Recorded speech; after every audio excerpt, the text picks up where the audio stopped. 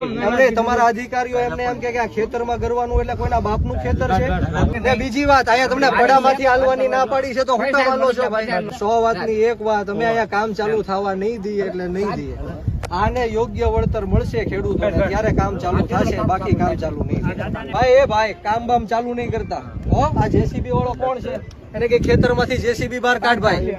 કોણ છે આ 7/12 માં આ ગરીબ ખેડૂતનું નામ છે આની પરવાનગી વગર એક પોલીસ વાળાને હું આ જમીનમાં નહીં ઉભો રહેવા દઉં દાદા હાથ જોડો તમે સાહેબ ને હાથ જોડો આ ગરીબ ખેડૂત છે એમને તમારા અધિકારીઓ એમને એમ કે આ ખેતરમાં કરવાનું એટલે કોઈના બાપનું ખેતર છે આ દાદા ને કીધું છે એમ નહીં દાદા કીધું તમને અહીંયા મને એવું કીધું કે ખેતર એમ નહીં સાંભળો એમ નહીં બીજી વાત અહીંયા તમને પડામાંથી હાલવાની ના પાડી છે તો હું કામ હાલો છો ભાઈ અહીંયા પડામાંથી હાલવાની ના પાડી છે તો હું કામ હાલો છો હમણાં તમે હાલતા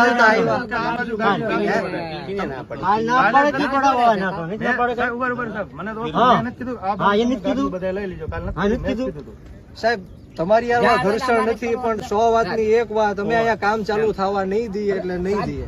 આને યોગ્ય વળતર મળશે ખેડૂતોને ત્યારે કામ ચાલુ થશે બાકી કામ ચાલુ નહીં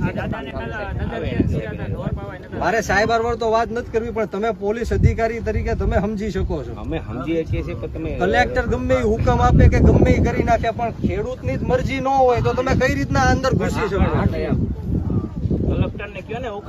કલેક્ટર ને બોલાવો કલેક્ટર વાત કરાવો